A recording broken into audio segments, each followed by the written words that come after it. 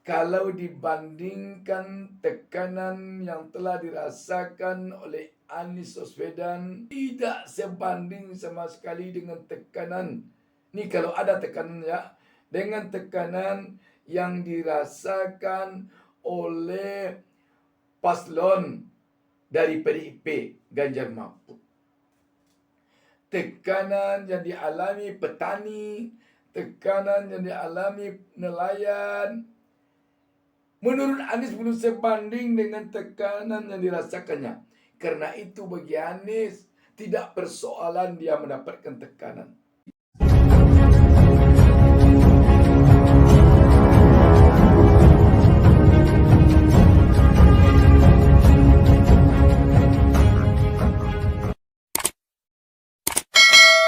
Assalamualaikum warahmatullahi wabarakatuh.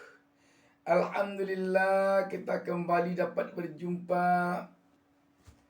Saya Bustami Narda kembali pula mendoakan kepada Allah Subhanahu wa taala, Tuhan Yang Maha Esa, semoga seluruh pemirsa selalu mendapatkan keberkahan hidup dari Allah Subhanahu wa taala, Tuhan Yang Maha Esa.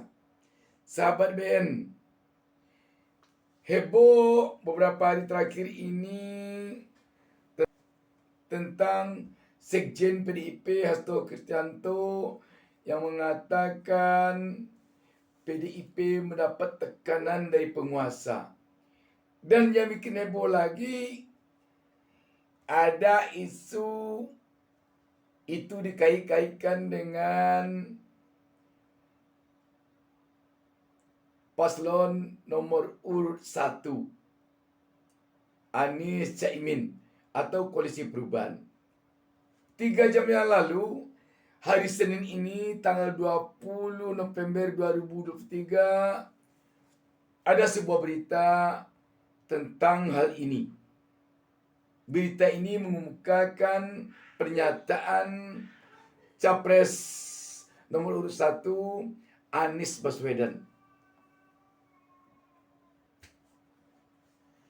Kompas.com menurunkan berita di bawah judul soal tekanan yang diungkapkan Hasto PDIP, Anies Mohaimin bantah komunikasi, Ganjar Mahfud mengaku tak tahu. Jakarta, Kompas.com.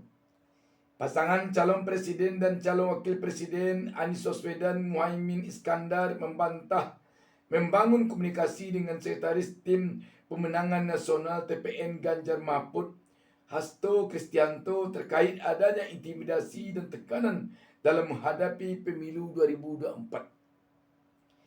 Kalau saya tidak ada komunikasi ya, kata Anies di kawasan Taman Ismail Marzuki, Jakarta, Minggu 19 November 2023. Anies memang tidak menampik pihaknya mengalami tekanan-tekanan politik. Namun ia menilai tekanan yang dia alami pihaknya tidak seberapa jika dibandingkan dengan tekanan ekonomi yang dirasakan masyarakat saat ini. Belum apa-apa dibanding sulitnya anak muda mencari lapangan pekerjaan, dibanding petani cari pupuk, dibanding nelayan, dibanding peternak, ujarnya. Sahabat BN, memang harus kita akui, kalau dibandingkan tekanan yang telah dirasakan oleh Anies Baswedan mulai semenjak dia muncul sendiri belum punya pasangan, sampai saat ini dia telah berpasangan dengan Caimin, boleh kita katakan tentunya tidak sebanding sama sekali dengan tekanan. Ini kalau ada tekanan ya, dengan tekanan yang dirasakan oleh paslon dari PDIP Ganjar Mahfud. Bayangkan Anies sampai dia bolak-balik ke KPK. Dan bayangkan lembaga-lembaga survei tampak menekan sedemikian rupa dengan menjadikan rating Anies selalu nomor pincit. isu ini dan itu, pergi ke daerah, dihalangi. Setelah jelas lokasi acara, tiba-tiba izinnya dicabut. Di mana-mana dia mau datang, di sana terpampang spanduk tolak Anies. Mau sholat dia malah juga ada semacam tekanan untuk dia pergi ke masjid, pergi sholat. Bayangkan. Jadi kalau dibandingkan dengan tekanan yang dirasakan oleh paslon Ganjar Mahfud belum seberapa. Dan waktu itu dulu Ganjar Mahfud masih bersama-sama dengan penguasa. Kekuatan mereka dulu satu. Dan itulah yang dihadapi oleh Anies. Apakah telah berakhir tekanan itu kepada Anies setelah Anies berpasangan dengan Caimin? Bukan. Baru saja kita mendengar Anies ketika mau bicara di kampus UGM juga ada penolakan. Jadi tentunya memang apa yang dirasakan oleh paslon PDIP sekarang belum apa-apanya dibanding yang dirasakan oleh paslon nomor urut 1 Anies Caimin. Belum apa-apanya. Karena itu, jika paslon Ganjar Mahfud terlalu melambungkan isu tekanan ini, jangan-jangan nanti publik mengatakan paslon Ganjar Mahfud mencari simpati dengan cara seperti dizolimi, seperti ditekan. Jadi tentu agaknya perlu juga tim paslon ini berhati-hati. Sahabat BN, Anies tampaknya baginya apa yang dirasakan itu belumlah sebanding dengan yang dirasakan oleh rakyat selama ini. Tekanan selama rezim ini yang dirasakan oleh rakyat, apalagi kaum milenial, belum sebanding, belum seberapa dibandingkan dengan tekanan yang dirasakan Anies. Itu diakui sendiri oleh Anies.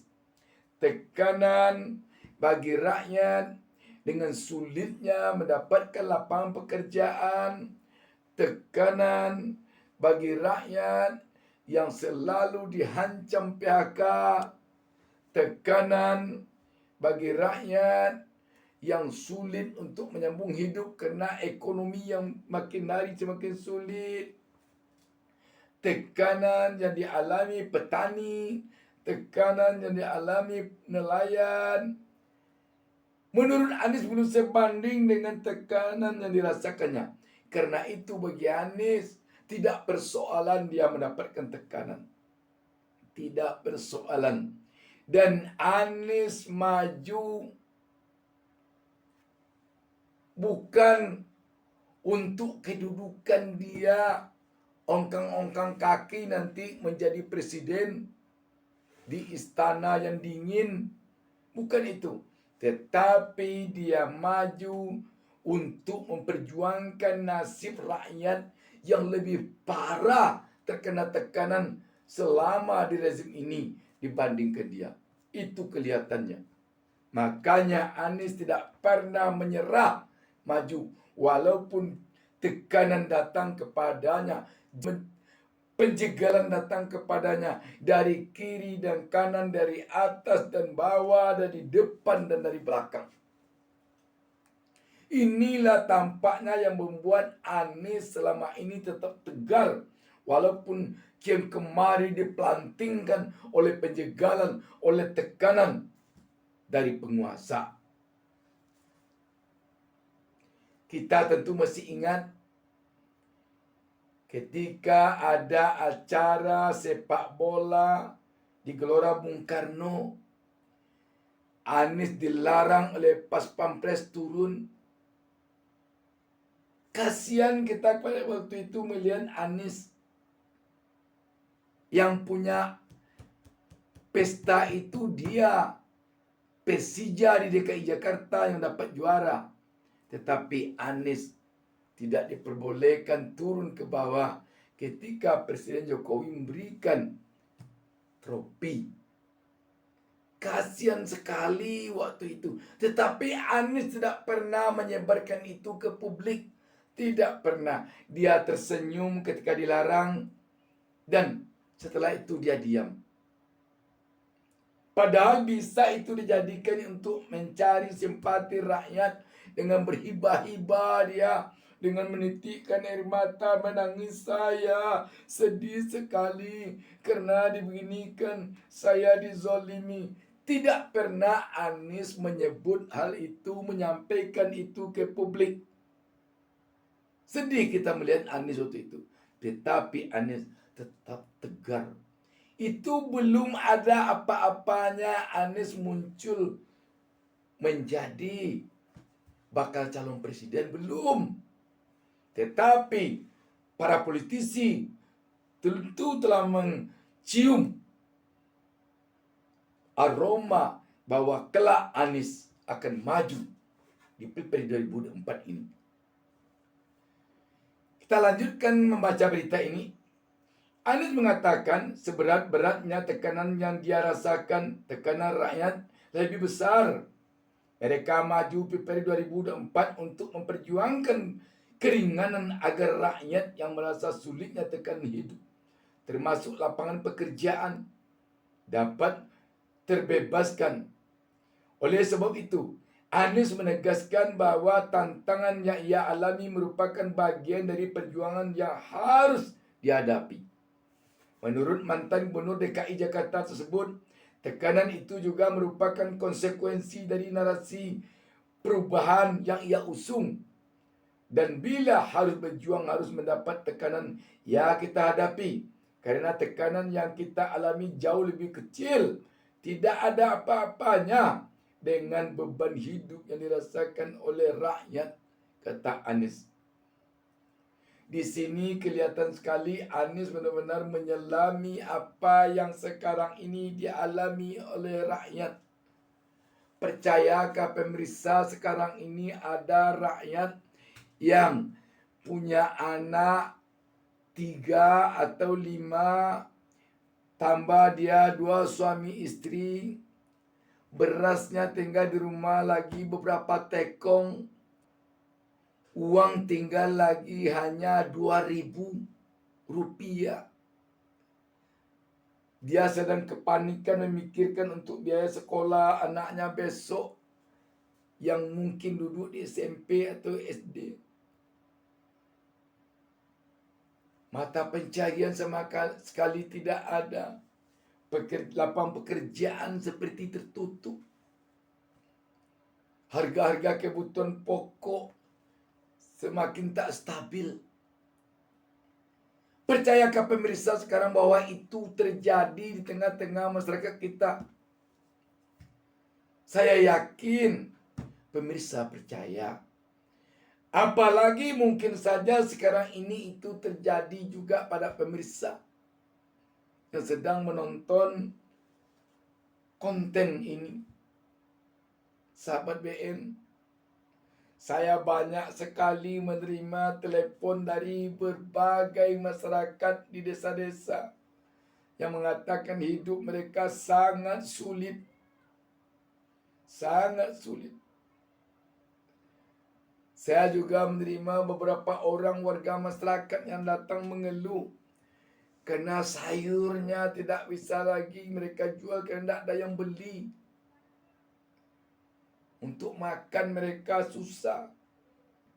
Sahabat BN, ini kelihatannya yang menelusuk ke hati Anies Baswedan, sehingga dia maju tanpa mengeluh, kendati pun penjegalan, tekanan, intimidasi bermacam-macam datang kepadanya. Kita lanjutkan lagi membaca berita ini. Senada dengan Anies, Muhaimin juga mengaku belum ada komunikasi dengan pihak Ganjar Mahfud terkait tekanan dari penguasa. Hanya saja Caimin tak menutup pintu untuk berkomunikasi dengan PDIP dan kawan-kawan sebagai partai politik koalisi pengusung Ganjar Mahfud. Pokoknya sebagai sesama jangan memutus silaturahmi kepada semua kandidat. Jangan memutus silaturahmi, jangan memutus tali persahabatan, kata Ketua Umum Partai Kebangkitan Bangsa PKB tersebut. Sementara itu, Ganjar juga mengaku tidak tahu menahu mengenai pernyataan Hasto soal tekanan terhadap pendukungnya. Enggak tahu siapa yang tertekan, kata Ganjar saat ditemui di Taman Ismail Marzuki Cikini, Jakarta, Minggu malam. Sahabat BN, mungkin apa yang terjadi pada PDIP sekarang ini, katakanlah PDIP mungkin bisa jadi pelajaran untuk kita bersama bahwa hujan dan panas itu kadang-kadang cepat sekali Allah berbalasannya. Cepat sekali. Karena itu bagi yang sedang berkuasa tentu perlu juga agaknya berhati-hati. Jangan sampai menggunakan kekuasaan untuk menekan lawan politik atau sahabat-sahabat sesama politisi yang berseberangan dengan kita. Sebab bagi Allah Subhanahu wa taala, bagi Tuhan Yang Maha Esa, tidak lama membalikkan fakta. Tidak lama baginya. Sekarang mungkin kita sedang menurun. Sekejap mata Allah Subhanahu wa taala bisa menjadikan kita mendaki. Banyak pengalaman menunjukkan hal itu. Kadang-kadang baru beberapa jam lalu seorang pejabat penting kian kemari dengan mobil mewah, dengan jas lengkap, dengan dasi mentereng yang dihormati oleh siapa saja yang ada di sekitarnya. Tetapi beberapa jam kemudian tangannya sudah dibelenggu, wajahnya sudah tertutup masker, baju jasnya serta-merta berganti dengan baju oranye yang bertuliskan tahanan KPK. Dan harkat martabatnya tersungkur ke lembu tanah yang jauh di kerak bumi. Padahal baru saja harkat dan martabatnya berada di atas langit sana. Allah tidak susah membalikkan kenyataan dari di atas menjadi di bawah, dari kaya menjadi miskin, dari mulia menjadi hina, dari penguasa menjadi pesakitan. Demikian sahabat, wassalamualaikum warahmatullahi wabarakatuh. Jangan lupa subscribe.